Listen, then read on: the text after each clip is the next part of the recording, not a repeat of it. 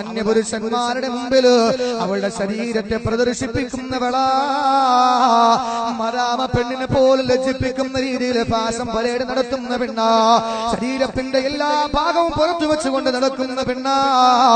അള്ളാഹുവിന്റെ റസൂല് പറയുന്ന പെണ്ണേ, നീ നരകത്തിലാണ്, സംശയമില്ല, നരകത്തിലാ. എന്റെ സഹോദരിമാരെ, രണ്ടാമത്തെ സ്വഭാവം അള്ളാഹു ഈ രണ്ടാമത്തെ വിഭാഗ സ്ത്രീക്ക് പറഞ്ഞത്, തഖ്റുജു മിൻ ബൈതിഹാ ബിഗൈരി ഇദ്നി സൗജിഹാ. ഭർത്താവിന്റെ അനുവാദമില്ലാതെ വീട് വിട്ടു പുറത്തു പോകുന്നവളാ.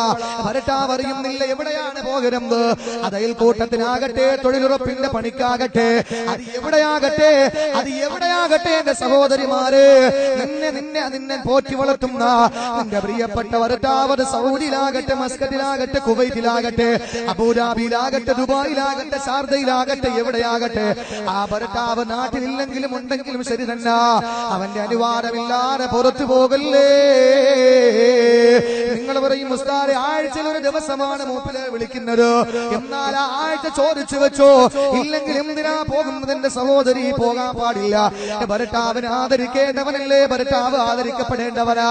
അവന്റെ അനുവാദമില്ലാതെ പുറത്തു പോകാൻ പാടില്ല. അള്ളാഹുവിന്റെ റസൂല് രണ്ടാമത്തെ വിഭാഗത്തെ പറഞ്ഞത്, അവള് അനുവാദമില്ലാതെ പുറത്തു പോവുകയും ശരീരം മറക്കാത്ത പെണ്ണാ.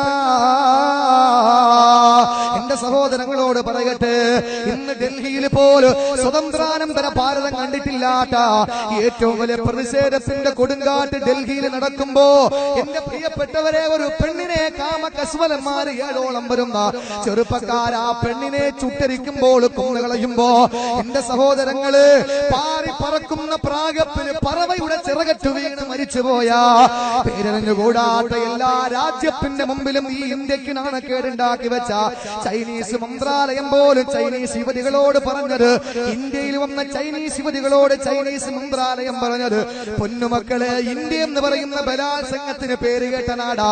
അതുകൊണ്ട് സൂക്ഷിച്ച് ഡൽഹിയിലൂടെ നടക്കണേ, നിങ്ങളുടെ മാനവും കൊണ്ട് തിരിച്ചു വരണേ എന്ന് ചൈനീസ് മന്ത്രാലയം ചൈനീസ് യുവതികളെ ഇന്ത്യയിലുള്ള യുവതികളോട് പറഞ്ഞെന്ന് പത്രത്തിൽ വാങ്ങിച്ചെങ്കിൽ ലോകത്തെ നാണം കെട്ടില്ലേ. എന്റെ പ്രിയപ്പെട്ട സഹോദരങ്ങളോട് ഞാനെന്ന് പറയട്ടെ, ആ പാവപ്പെട്ട സഹോദരിയെ ക്രൂരമാകിട്ട് കൊന്നു കളഞ്ഞ ഈ കാപാലികന്മാരെ എന്ത് ചെയ്താലും പ്രശ്നമല്ല. പക്ഷേ നമ്മളൊരു കാര്യം മനസ്സിലാക്കണം, അതിന്റെ പേരിൽ വഴിയോരങ്ങളിൽ പ്രതിഷേധത്തിന്റെ കൊടുങ്കാറ്റിന്റെ ശൃംഖലയിൽ വന്ന പെണ്ണുങ്ങൾ ധരിച്ചിരിക്കുന്ന വസ്ത്രങ്ങളാ. എന്റെ സഹോദരിമാര് കണ്ടില്ലേ, ഈ വസ്ത്രം ധരിച്ചുകൊണ്ട് പുറത്തിറങ്ങുമ്പോ ഏത് പുരുഷനാ ഒന്ന് നോക്കാത്തത്, ഏത് പുരുഷനാ പെണ്ണിനെ കയറി പിടിക്കാത്തത്? ഈ രീതിയിൽ വസ്ത്രം ധരിച്ചിട്ടുണ്ടോ ഉണ്ട്, എന്നാലും മറഞ്ഞോ ഇല്ല. ഈ രീതിയിൽ വസ്ത്രം ധരിച്ച് പുറത്തിറങ്ങിയ അള്ളാന്റെ റസൂല് പറയുന്നു, പെണ്ണ് നരകത്തിലാ, സംശയമില്ല. അള്ളാന്റെ സ്വർഗം നിനക്ക് നിഷിദ്ധമാ, അള്ളാന്റെ സ്വർഗത്തിന്റെ പരിമളം നിനക്ക് നിഷിദ്ധമാണ്. അള്ളാന്റെ റസൂല് പറഞ്ഞിരുന്നാ, ഞാനൊരു വിഭാഗത്തെ കാണാതിരിക്കട്ടെ എന്ന് റസൂലുള്ളാഹി പറഞ്ഞെങ്കിലോ ആ വിഭാഗം ഏതെന്നറിയോ? അള്ളാന്റെ റസൂല് പറഞ്ഞ ലമ്മറഹുമാ, ഞാൻ കണ്ടിട്ടില്ല, അതല്ലെങ്കിൽ കാണാതിരിക്കട്ടെ എന്ന് പറഞ്ഞ എന്റെ വിഭാഗത്തിൽ ഒരു വിഭാഗം ഏതെന്നറിയോ? നിസാഉനർ. എന്റെ സഹോദരിമാരെ, നിങ്ങളാണ് കാസിയാത്തുൻ, വസ്ത്രം ധരിച്ചിട്ടുണ്ട്, പക്ഷേ ആര്യ, അവര് പരിപൂർണ്ണ നഗ്നരാ. എന്റെ സഹോദരങ്ങളെ കണ്ടിട്ടില്ലേ, കടയിലെ അലമാരയിൽ പലകാരം ചുട്ടുവെച്ചിരിക്കുന്നത് പോലെ വസ്ത്രം ധരിച്ചിട്ടുണ്ടോ, പക്ഷേ ശരീരഭാഗങ്ങൾ പുറത്ത് കാണിച്ചുകൊണ്ടോ പുറത്തൂടെ ഇറങ്ങി നടക്കുമ്പോ, മാർക്കറ്റിലൂടെ ചാനം ചെരിഞ്ഞും നടക്കുമ്പോൾ, എന്റെ ഉമ്മ, അള്ളാന്റെ റസൂല് പറഞ്ഞത്, അതുവഴി ഏതെങ്കിലും ഒരു ചെറുപ്പക്കാരന്റെ വികാരം ഇളക്കി വിടുമാറ് നീ ശരീരം തുറന്നിട്ടുകൊണ്ട് നടന്നു കഴിഞ്ഞ പൊങ്ങളെ, നീ വ്യഭിചാരിണിയാണ്. മാത്രമല്ല, നിന്നെ അള്ളാന്റെ റസൂല് കാണാതിരിക്കട്ടെ എന്ന് ദുആരുന്നു. പരിശുദ്ധമായ റൗളയിൽ ചെന്നിട്ട്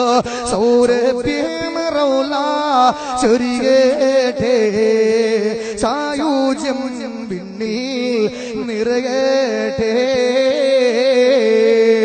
മദീനയുടെ മണവാളൻ അന്ത്യവിശ്രമം കൊള്ളുന്ന റൗള ശരീഫിന്റെ മുമ്പില് പർദ്ദ ധരിച്ച് തസ്ബീഹുമായിട്ട് സോക്സ് ധരിച്ചിട്ട് കയ്യുറ ധരിച്ചിട്ട് മഫ്ത ധരിച്ചിട്ട് എന്റെ പെങ്ങളെ റൗള ശരീഫിന്റെ മുമ്പിൽ പോയി നല്ലതുപോലെ പൊട്ടിക്കരഞ്ഞ് സലാം പറഞ്ഞിട്ട് തിരിച്ച് നീ കരിപ്പൂര് വന്നാല് നെടുമ്പാശ്ശേരിയിൽ വന്ന തിരുവനന്തപുരത്ത് വന്നിറങ്ങിയാൽ എന്റെ മോളെ നിന്റെ വീട്ടിലോട്ട് വരുന്നത് പിന്നെങ്ങനാ മദാമ പെണ്ണിനെ പോലെ ലജ്ജിപ്പിക്കുന്ന രീതിയില് പാശ്ചാത്യ പെങ്ങൾ അടിവസ്ത്രമായി ഉപയോഗിക്കുന്നത് മേൽവസ്ത്രമാക്കിക്കൊണ്ട് ധരിച്ചു നടക്കുമ്പോ സഭ്യതയില്ലാത്ത വാക്ക് പറഞ്ഞു എന്നാരും ചിന്തിക്കല്ലേ എന്ന സഹോദരിമാരെ പോക്ക് വല്ലാത്ത പോക്കാ.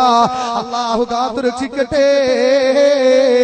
നീ സലാം പറഞ്ഞ പൊന്നാര നബിയില്ലേ നിന്നെ കാണാതിരിക്കട്ടെ എന്ന് ദ്വാരന്നെങ്കിൽ എന്റെ പൊന്നുമോളെ തീർന്നില്ല. അല്ലാഹുവിന്റെ റസൂല് പറയുകയാണ്, അങ്ങനെ ഏതെങ്കിലും ഒരു സ്ത്രീ ഇറങ്ങി നടന്നു കഴിഞ്ഞാൽ നോക്കിയവനെ അല്ലാഹു ശപിക്കുന്നു, നോക്കപ്പെട്ടവളെയും അല്ലാഹു ശപിക്കുകയാണ്. വസ്ത്രം മാന്യമായി ധരിക്കാതെ പുറത്തിറങ്ങുമ്പോൾ നാണക്കേടുള്ള വസ്ത്രങ്ങൾ ധരിച്ചുകൊണ്ടിറങ്ങിയാൽ ചെറുപ്പക്കാരിങ്ങനെ നിന്നെ നോക്കി നിൽക്കും, വായി നോക്കി നിൽക്കും. അതാണല്ലോ റസൂലുള്ളാഹി പറഞ്ഞു, ലോകം അവസാനിക്കുമ്പോൾ കുറെ ചെറുപ്പക്കാര് വരും.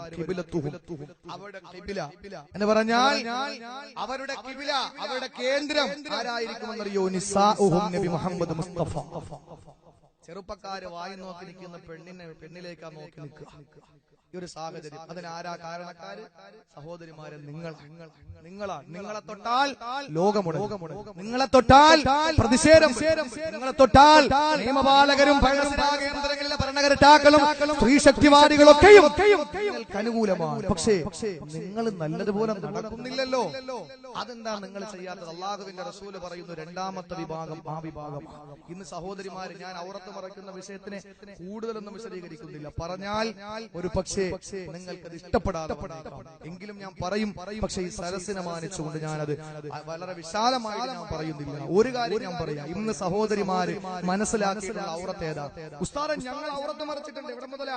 കഴുത്തിന് താഴോട്ട്. അവര് പറയുന്നത് തലമുടി. അത് എന്റെ ഭർത്താവ് കഷ്ടപ്പെട്ട് അബുദാബി നയിച്ച ബോയാണ്, അത് തലയിൽ വെച്ചുകൊണ്ട് നടക്കുമ്പോ എല്ലാവരും ഒന്ന് കാണട്ടെ, അതുകൊണ്ട് എങ്ങനെ തലമറക്കുക? അല്ലെങ്കിലും എന്നെ പോലെ തലമുടിയുള്ള നിതംബം വരെ കാർക്കൂന്തൽ ഇങ്ങനെ കിടക്കുന്ന ഈ തലമുടി ലോകത്ത് ഈ നാട്ടിൽ വേറെ ഒരു പെണ്ണുങ്ങൾക്കില്ല, അതുകൊണ്ട് എല്ലാവരും ഒന്ന് കാണട്ടെ എന്ന് പറഞ്ഞിട്ട് ഏതെങ്കിലും ഒരു സഹോദരി തലമറയ്ക്കാതെ നാണംകെട്ട രീതിയിൽ പുറത്തിറങ്ങി നടന്നാൽ, എന്റെ സഹോദരിമാരെ, ഒരു കാര്യം മനസ്സിലാക്കിക്കോ, അള്ളാഹുവിന്റെ റഹ്മത്തിന്റെ മാലാകമാരുടെ പ്രൊട്ടക്ഷൻ നിങ്ങൾക്ക് ഉണ്ടാവില്ല.